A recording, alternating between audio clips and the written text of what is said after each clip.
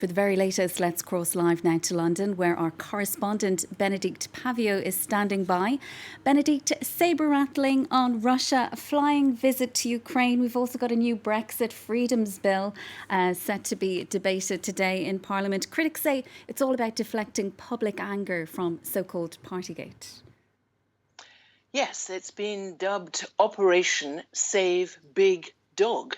The big dog in this instance is the Prime Minister, UK Prime Minister Boris Johnson, and it is indeed about taking back control. Remember that? Back in 2016 during the Brexit campaign, and this is about seizing back control of the political agenda. So we believe that Boris Johnson is going to unleash a policy blitz this week, as you said, various things, the Ukraine and flying to Eastern Europe. So policy blitz here in the UK, but also photo ops in Eastern Europe.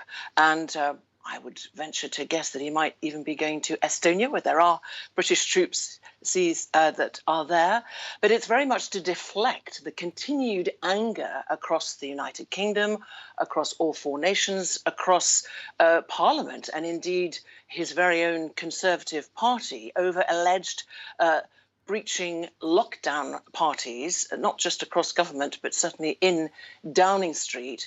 And we will see what comes. But there will be a lot of noise and bustle here, and as I said, following the Prime Minister. And we know that the Defence and Foreign Secretaries will also be travelling. The Defence Secretary, I believe, is going to Hungary for talks there. So this is amid this frustration in Downing Street, because they are obviously worried about when this top civil servant, Sue Gray's report into the alleged breaches is going to be published.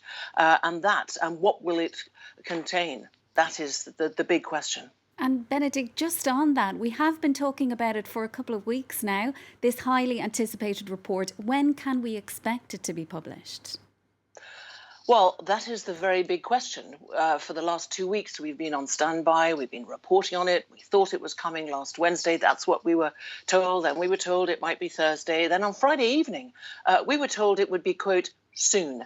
Some journalists have been using the word imminent. Well, if imminent, if you look up the dictionary definition, it seems that that's clearly wrong, because that was Friday evening, and here we are Monday morning, and we still don't know when it's going to be published. And we know that Downing Street hasn't received it yet. The big concern is what happened last Tuesday. What happened last Tuesday is the Metropolitan Police here in London decided to open an investigation in the light of what this top civil servant, Sue Gray, had already found.